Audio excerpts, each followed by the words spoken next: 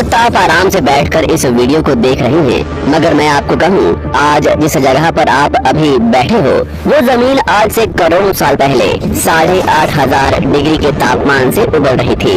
या जिस जगह पर आप बैठे हैं वो जगह लाखों सालों तक बर्फ से ढकी हुई थी। ये दोनों बातें सच हैं। इस 15 मिनट की वीडियो के अंदर आप पृथ्वी के 450 करोड़ साल के सफर को देखने वाले हैं। इस जगह आज हमारा सौरमंडल है। वहाँ विभिन्न प्रकार की गैस और धूल के बादल हुआ करते थे। वैज्ञानिकों के मुताबिक इन धूल के बादलों से दूर एक तारा हुआ करता था। वक्त के साथ साथ उस तारे की ऊर्जा कम होने लगी, जिसके कारण उसके अंदर एक विशाल विस्फोट हुआ। विस्फोट की वजह से अंतरिक्ष की ये धूल एक दूसरे से दबने लगी। इस दौरान बादलों में स्थित धूल के कण दबाव और गर्मी के कारण बड़े उल्कापिंड और पत्थरों में परिवर्तित हो चुके थे, और इसी दबाव की वजह से इन बादलों में स्थित रेडियो एक्टिव पदार्थ ने ग्रेविटी का निर्माण किया। इस ग्रेविटी के कारण बीच में हाइड्रोजन और हीलियम इकट्ठा होने लगे। बीच के इस भयंकर दबाव के कारण एक विशाल विस्फोट हुआ, और इसी विस्फोट के कारण हमारे सूरज का अंतरिक्ष में फैले एस्टेरॉयड यानी क्षुद्र ग्रहों में भारी वजन की वजह से सूरज के करीब आकर सूरज की परिक्रमा करने लगे। धीरे धीरे इन्हीं एस्टेरॉयड में भारी टकराव हुआ, जिसके फलस्वरूप मरकरी, विनस, अर्थ और मार्स जैसे ग्रहों का निर्माण हुआ। वैज्ञानिकों के मुताबिक उस वक्त पृथ्वी और मार्स यानी मंगल ग्रह के बीच थिया नामक ग्रह सूरज की परिक्रमा किया करता था। पृथ्वी पर ग्रेविटी होने की वजह से सूरज की परिक्रमा करने वाले एस्टेरॉयड अब पृथ्वी की परिक्रमा करने लगे, और धीरे धीरे करोड़ों सालों तक ये पृथ्वी पर गिरते रहे। और ऐसी घटना हमारे पड़ोसी ग्रह थिया पर भी हो रही थी, जिसके कारण थिया पृथ्वी के और करीब आने लगा और आकर पृथ्वी से टकराया। इस भयंकर टकराव की वजह से पृथ्वी के हिस्से कणों के रूप में अंतरिक्ष में फैल गए और एक रिंग्स की तरह पृथ्वी की परिक्रमा करने लगे। इन्हीं परिक्रमा करते हुए कणों में टकराव होने लगा, जिसके कारण हमारे चांद का निर्माण हुआ। उस वक्त पृथ्वी पर सिर्फ एक ही समुद्र हुआ करता था, और वो था 1900 डिग्री सेल्सियस के तापमान पर उबलते हुए लावे का। उबल रही थी वो सारी चीजें जिसे आज आप अलग अलग नाम से जानते हैं। वक्त के साथ साथ पृथ्वी धीरे धीरे ठंडी हो रही थी, जिसके कारण पृथ्वी के भारी तत्व जैसे धातु और रेडियो एक्टिव पदार्थ पृथ्वी के केंद्र में जाकर इकट्ठा हो गए, और हल्के पदार्थ पृथ्वी की सतह पर आ गए। लाखों सालों तक पृथ्वी पर उल्कापिंडों की बरसात हुई, और इन गिरते हुए उल्कापिंडों में जमा था नमक, मिनरल्स और पानी। करोड़ों सालों तक इन उल्कापिंडों की बरसात होती रही, और धीरे धीरे पृथ्वी की ऊपरी सतह पानी से ढकने लगी।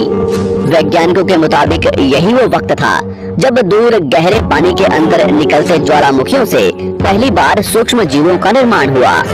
लाखों सालों बाद एक वक्त ऐसा आया जब पृथ्वी की पूरी सतह पानी से ढक चुकी थी। हमारी पृथ्वी के सबसे अंदर का कोर रेडियो एक्टिव पदार्थ से बने होने की वजह से हरदम गर्म होता रहता है, लेकिन जब भी पृथ्वी की ऊपरी जमीन ठंडी हो जाती है तब पृथ्वी के अंदर की गर्मी बाहर नहीं निकल पाती, जिसके कारण ज्वालामुखियों का निर्माण होता है। और उस वक्त कुछ ऐसा ही हुआ। पानी से ढकी हुई पृथ्वी पर हजारों की तादाद में ज्वालामुखी निकलने लगे, और आने वाले लाखों सालों तक इन ज्वालामुखियों का निकलना जारी रहा, जिससे पानी के ऊपर जमीन का निर्माण हो रहा था। इस वक्त भी पृथ्वी पर वातावरण न होने की वजह से अंतरिक्ष से उल्कापिंडों की बरसात हो रही थी। आज से लगभग 300 करोड़ साल पहले पृथ्वी पर ऐसा वक्त आया जब पृथ्वी का वातावरण लगभग स्थिर होने लगा था। ज्वालामुखी निकलने धीरे हो गए थे, और पृथ्वी का एक दिन 12 घंटे का हुआ करता था। साल बीतते गए, और धीरे धीरे ये सूक्ष्म जीव विकसित होते गए और समूह में रहने लगे। आज से लगभग 250 करोड़ साल पहले पहली बार पृथ्वी पर ऐसे जीवों का निर्माण हुआ जो जीने के लिए ये पानी के अंदर के मिनरल्स यानी खनिज पदार्थ और धूप का इस्तेमाल करते थे, और मल त्याग के रूप में ऑक्सीजन बाहर निकालते थे। इस वक्त तक पृथ्वी पर ज्यादातर ज्वालामुखी निकलने बंद हो चुके थे, और इन माइक्रोबैक्टीरिया की वजह से वातावरण में ऑक्सीजन की मात्रा बढ़ रही थी। वातावरण में ऑक्सीजन बढ़ने की वजह से पृथ्वी का वायुमंडल बनना शुरू हुआ, और आने वाले हजारों सालों तक वातावरण में ऑक्सीजन की मात्रा बढ़ती रही, जिसकी वजह से पृथ्वी के ज्यादातर हिस्सों में ये सूक्ष्म जीव फैल गए। हजारों सालों बाद एक वक्त ऐसा आया जब पृथ्वी में ज्यादा ऑक्सीजन बढ़ने के कारण ये सूक्ष्म जीव मरने शुरू हो गए।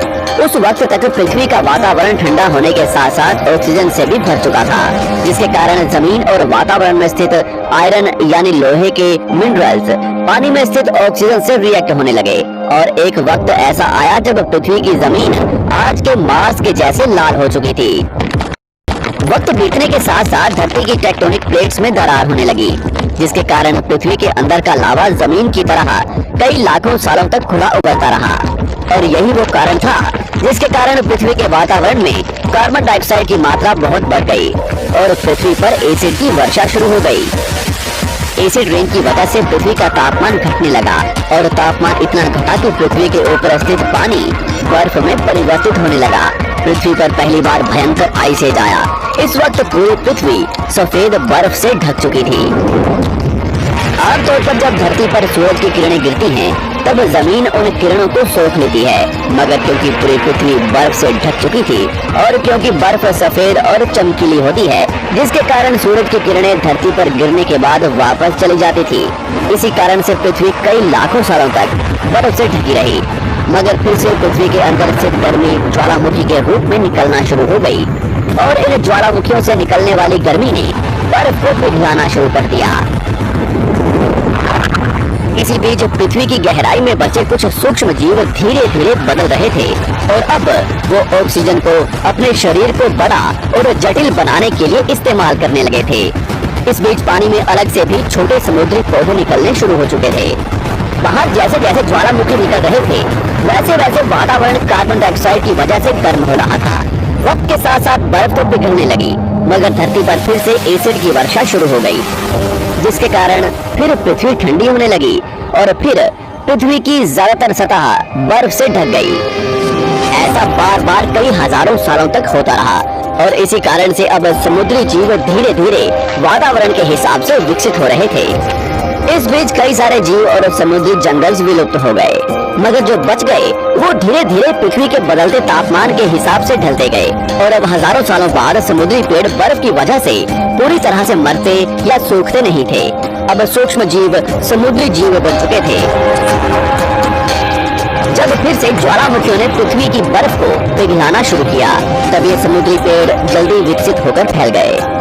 धीरे धीरे वातावरण में ऑक्सीजन की मात्रा बढ़ने लगी और पृथ्वी पर होने वाली एसिड की वर्षा कम होने लगी। वातावरण में ऑक्सीजन आने की वजह से पृथ्वी की ओजोन लेयर्स मोटी होने लगी और आज से लगभग 47 करोड़ साल पहले पृथ्वी की ऊपरी सतह पर पहली बार मोसोस नामक प्लांट उगना शुरू हुआ। वक्त के साथ साथ जमीन पर अलग अलग प्रकार के पौधे और पेड़ उगना शुरू हुए। एक वक्त ऐसा आया जब जमीन के पेड़ों की लंबाई लगभग 80 से 100 फीट जितनी या आज के 5 से 6 मंजिला बिल्डिंग जितनी ऊंची हो चुकी थी। ये वो वक्त था जब समुद्री जानवर समुद्र से बाहर निकल रहे थे और जमीनी जानवरों में परिवर्तित हो रहे थे।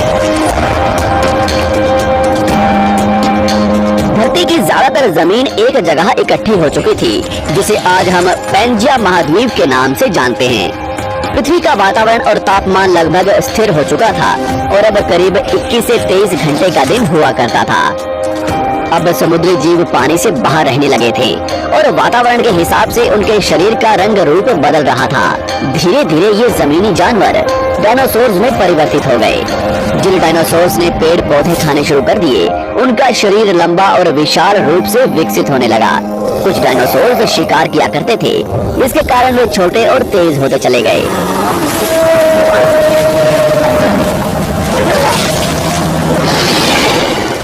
पृथ्वी की ऊपरी जमीन एक जगह इकट्ठी होने के कारण ज्यादातर जमीन रेगिस्तान और बंजर हो चुकी थी। ज्यादातर जंगल समुद्र के करीब हुआ करते थे, जिसमें डायनासोर्स रहा करते थे। आज से लगभग 20 करोड़ साल पहले पैंजिया महाद्वीप टूटना शुरू हो गया। पैंजिया के विभाजित होने की वजह से पृथ्वी की ज्यादातर ऊपरी जमीन पानी के संपर्क में आने लगी, जिसके फलस्वरूप पृथ्वी पर हरियाली बढ़ती गई, जिस वजह से डायनासोर्स और ज्यादा विभिन्न और विशाल होते चले गए। डायनासोर्स ने आने वाले लगभग 20 से 30 करोड़ सालों तक पृथ्वी पर राज किया। उस वक्त डायनासोर्स समुद्र से लेकर जमीन और आसमान तक पूरी पृथ्वी पर राज किया करते थे।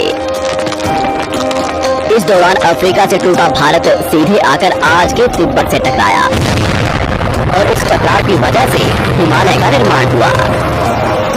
आज से लगभग 6.5 करोड़ साल पहले पृथ्वी की तरफ आज के माउंट एवरेस्ट से भी बड़ा लगभग 4.5 लाख करोड़ किलो जितना वजनीय उल्का पिंड लगभग 80,000 किलोमीटर प्रति घंटे की स्पीड से पृथ्वी की तरफ आ रहा था। पृथ्वी की सतह को छूते ही उसमें भयंकर आग लगी और वो जलते हुए सीधा पृथ्वी से टकराया। इस टकराव से निकलने वाली ऊर्जा आज के 10 करोड़ परमाणु बम एक साथ फटने के बराबर थी। जहां ये उल्का पिंड गिरा वहां के जानवर और पेड़ तुरंत भाप बनकर जल गए। गिरते ही पृथ्वी पर पूरी तरह धूप फैलने लगी। समुद्र में भयंकर बाढ़ आने लगी। भूकंप और आग ने पृथ्वी को जलाना शुरू कर दिया। कुछ ही घंटों में पूरी पृथ्वी के वातावरण में हानिकारक गैस और धूल की वजह से पृथ्वी नर्क हो चुकी थी। डायनासोर्स भूटान आग और भूखमरी से पूरी तरह विलुप्त हो गए। इस वक्त हमारे पूर्वज जमीन के अंदर रहा करते थे, जिसके कारण वो इस विशाल प्रलय से बच गए। पृथ्वी का वातावरण पूरी तरह से काला और अंधेरा हो चुका था, जिससे धूप भी जमीन तक नहीं पहुंच पा रही थी। पृथ्वी के पेड़ और ज्यादातर जानवर विलुप्त हो गए।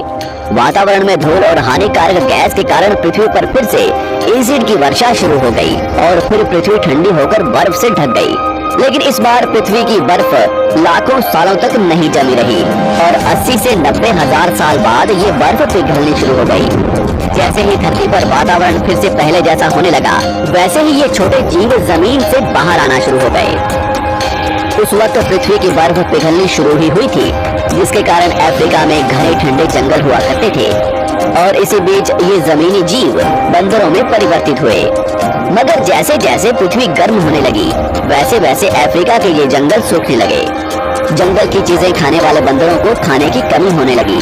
खाने की तलाश में इन बंदरों ने अपने पैरों पर चलना शुरू कर दिया, जिससे उन्हें दूसरे जानवरों का शिकार करने में मदद मिलती थी। धीरे धीरे बंदर एप्स यानी वानर में परिवर्तित हुए।